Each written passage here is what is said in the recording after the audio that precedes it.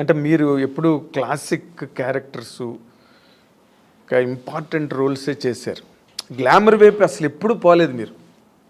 రమ్యకృష్ణ గారు చేశారు, కొంతలో కొంత సౌందర్య కూడా చేసింది. మీరు అస్సలు అటు పక్కకే పోలేదంటే నాకు స్టార్టింగ్ నుంచి ఇప్పుడు జంబలకడి పంలో మాస్ క్యారెక్టర్ అండి నేను చేశాను. తర్వాత ఏంటో ఆఫ్టర్ ఇమ్మీడియట్గా నాకు మిస్టర్ పెళ్ళాన్ దొరికింది. మిస్టర్ పెళ్ళాన్ తర్వాత చూసారంటే ఇంకా టోటల్గా హోమ్లీ క్యారెక్టర్స్ దొరికింది నాకు. ఒకవేళ నేను ఆ ఫేస్ నా బాడీ స్ట్రక్చర్ సెట్ అవుతుందేమో కానీ అందరూ ఆమెని అంటే ఇలా ఉంటేనే బాగుంటుంది, శారీ కట్టుకుంటేనే అందంగా ఉంటుందని. సో నాకు అలా బ్రాండ్ వేస్తారనమాట. అప్పట్లో జయసుధ గారికి ఉండేది అది. జయసుధ గారికి ఎలా ఉంటుంది, ఆవిడ ఎప్పుడు మాస్ అంటే అడవి రాముడు అవన్నీ చేశారు కానీ చేశారు, సహజ నటి అని ఒక ముద్ర వేసి ఆవిడని అలా పక్కన పెట్టారు. ఎంత బిజీగా ఉన్నా ఆవిడ అవే కైండ్ ఆఫ్ క్యారెక్టర్స్ చేసుకుంటూ వెళ్ళారు ఇప్పటి వరకు.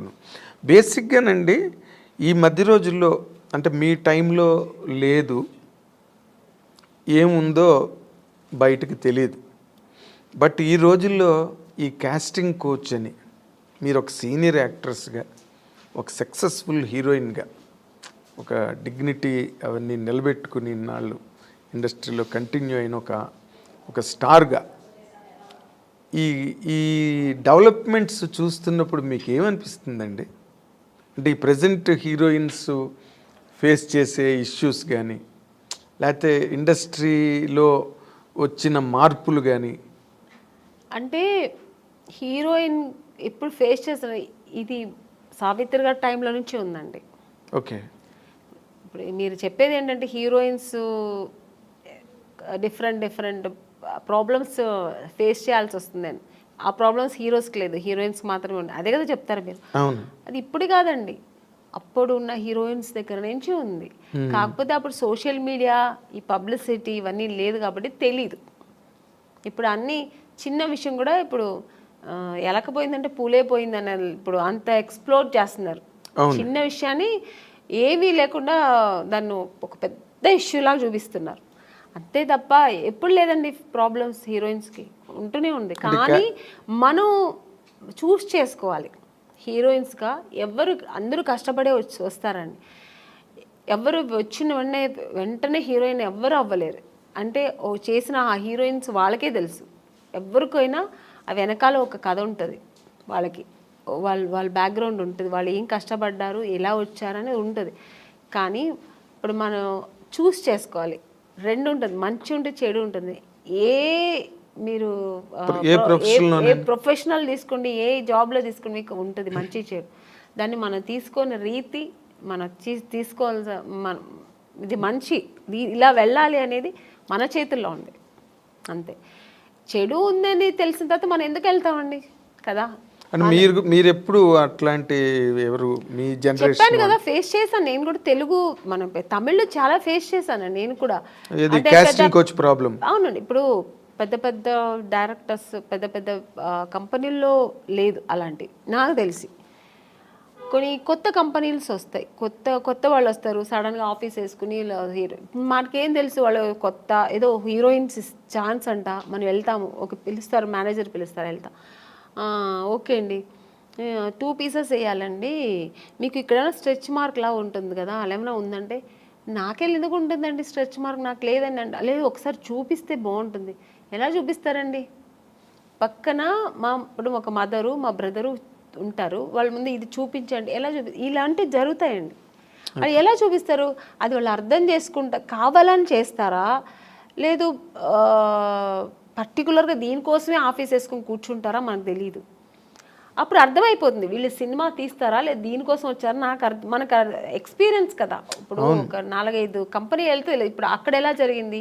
ఇప్పుడు ఒక పెద్ద కంపెనీకి వెళ్తే వాళ్ళు ఏం అడుగుతారు, కొంచెం డ్యాన్స్ చేసి చూపించమ్మా, ఒక యాక్టింగ్ చూపించు, ఎమోషనల్గా చేయి, ఇప్పుడు ఒక హీరోయిన్తో మాట్లాడాలి, ఈ డైలాగ్ ఇస్తారు, ఇది ఎలా మాట్లాడతాం, ఇలా అడుగుతారు. అది మనకు సినిమాకు సంబంధించింది మాత్రమే వాళ్ళు అడుగుతారు. స్ట్రెచ్ మార్క్ చూడాలి, మీకు ఇక్కడ ఏమైనా బ్లాక్ ఉంటుందా, మొన్న ఒక హీరోయిన్ అలాగ వచ్చారు, మేము చూడకుండా వేసుకున్నాము, చూసిన తర్వాత స్పాట్లో చూసాము, మీరు కొంచెం బట్టలు ఇప్పి చూపించండి. ఇలాంటివి కొన్ని కొత్త వాళ్ళు ఉంటారండి. ఇలాంటి వేషాలు వాళ్ళు దీనికోసం వస్తారా లేదా సినిమా తీయడం తెలిసిపోతుంది మనకు. అప్పుడు అర్థమవుతుంది. అప్పుడు లేదు సార్, ఐఎమ్ సారీ, నేను అలా అంతా చేయలేను, నాకు స్విమ్మింగ్ నాకు అసలే తెలియదు, నేను అలాంటి క్యారెక్టర్ కూడా నాకు వద్దని చెప్పి లేచి రావడం అంతే మన పద్ధతి. ఓకే చూపిస్తాను అనేది అది వాళ్ళ ఇష్టం అండి. అది ఎవరిని మేము తప్పు అనట్లేదు. వాళ్ళకి ఇష్టపడి ఓకే నేను దేనికైనా ఓకే నేను చూపిస్తాను అనేది వాళ్ళ మనసు దాన్ని బట్టి ఉంటుంది.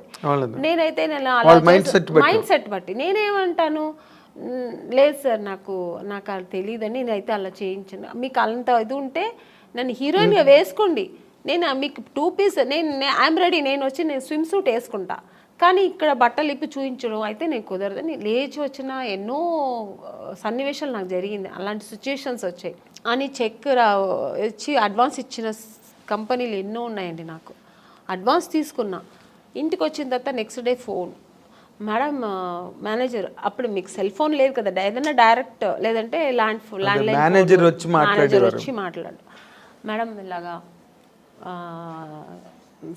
డైరెక్టర్ గారు అక్కడ ఫుల్ ఇది పెట్టుకున్నారు, ఒక స్టోరీ డిస్కషన్ పెట్టుకున్నారు, ఇట్లా ఒక బీచ్ దగ్గర ఇట్లా రమ్మంటున్నారు మిమ్మల్ని, ఫైనాన్షియర్ వస్తున్నారు చూడాలంట.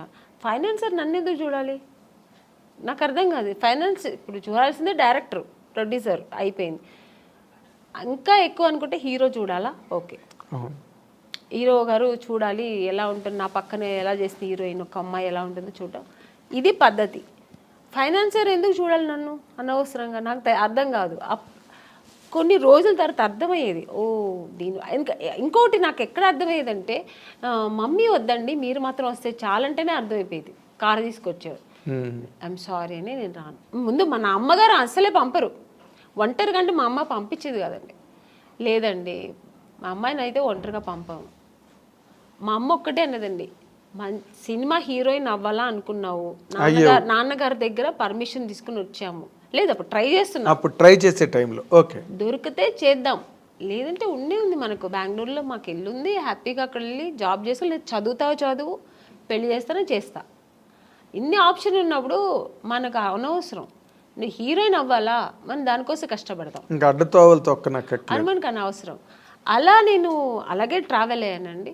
నాకు అలాగే ఒక మంచి కంపెనీ, మంచి డైరెక్టర్స్, హెల్దీ పీపుల్స్తో హెల్దీ దేవుడు మీ మరో విన్నాడు, తప్పు నాది 100% కీర్తనల్ని బాగా ఆస్వాదించాడు. ఒక్కొక్క కంపెనీ వెళ్ళొచ్చిన వెంటనే నేను ఫస్ట్ దేవుడా నాకు రేపు ఈ కంపెనీ రేపు నేను హీరోయిన్ అయిపోవాలి, సెలెక్ట్ అయిపోవాలి, ఇలాగే వేడుకునేదాన్ని. అదే కాకపోతే ఇప్పుడు మీరు ఒకటి గమనించాలి, మీరు అన్నారు ఇందాక సావిత్రి గారి దగ్గర నుంచి ఉన్నాయండి ఇలాంటి ఇండస్ట్రీలోని అని.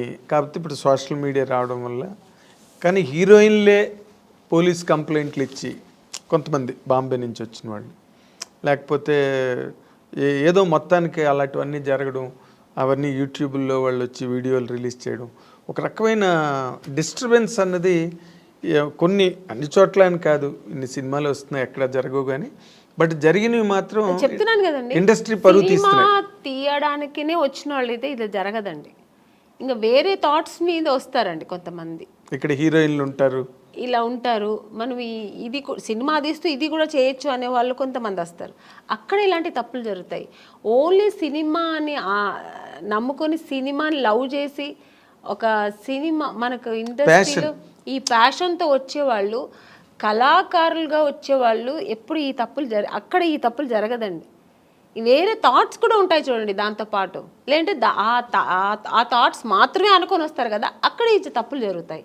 సో అక్కడ కొంతమందికి ఇలా జరుగుతాయి. అవును. తర్వాత మీటూ అనేది కూడా అలాగే ఆడవాళ్ళు కూడా అండి, ఏ హీరోయిన్ కూడా మనం ఇలా అయిపోవాలి, చెడుగానే ఉండాలి, చెడు దారి తొక్కాలని ఎవ్వరు రారండి. అందరూ ఒక డ్రీమ్తో వస్తారు. ఏ అమ్మాయి అయినా సరే నేను ఒక హీరోయిన్ అవ్వాలి, ఎవరికి ఆశ అందరికీ సొంతం కదండి. నేను కూడా శ్రీదేవి గారి లాగా కావాలి, నేను కూడా ఒక నగ్మ గారి లాగా కావాలి, నేను కూడా ఒక విజయశాంతి గారు లాగా నేను కూడా ఈ సినిమా ఇండస్ట్రీలో అవ్వాలని అనుకోవడం తప్పలేదు. అందరూ ఆశతోనే వస్తారు కదా. సక్సెస్ అయ్యేది కొంతమంది, సక్సెస్ అవ్వకుండా వెనక్కి తిరిగిపోవడం కొంతమంది. ఆ టైంలో కొంతమంది ఇలా జరిగితే దానికి పాప వాళ్ళు ఏం చేస్తారండి, నమ్మకం, ఒకవేళ మనం హీరోయిన్ అయిపోతామేమో అని ఒక నమ్మకంతో కొన్ని తప్పులు జరిగిపోవచ్చేమో నాకు తెలియదు మరి. అలాంటప్పుడు కొంచెం ఇలా వాళ్ళు లైఫ్లో ఇలా మిస్ అవుతుంటాయి కొన్ని. అవును, మీటూ అనేది కూడా చాలా పెద్ద మూమెంట్. తమిళ్లో రేవతి గారు వాళ్ళందరూ కూడా అవును. దాన్ని జయసూద్ గారు ఇక్కడ ఆ మీటూ అనేది కూడా చాలా పెద్ద రేంజ్లోనే జరిగింది. రేంజ్లో జరిగింది. దానిలో మీరు పార్టిసిపేట్ చేశారు? లేదండి, నేను చెప్పాను నాకు మా ఇంట్లో నా సమస్యలు ఏదో ఎక్కువ ఉంటాయి, ప్రాబ్లమ్స్. ఇప్పుడు చాలా అదే మీ ఇల్లే ఒక ఇండస్ట్రీ. నా ఇల్లు ఒక ఇండస్ట్రీ, అదొక మినీ ఇండస్ట్రీలా ఉంటుంది. వాళ్ళ ప్రాబ్లమ్స్, పైగా ఇప్పుడు నాకు 2 పిల్లలు, వాళ్ళు చిన్న పిల్లలు, వాళ్ళని చూసుకోవడం, ఫుల్ బిజీ ఉంటానండి. అసలు నేను ఇంటికి వెళ్తే నా ఫోన్ కొంచెం ఫ్రీగా ఉంది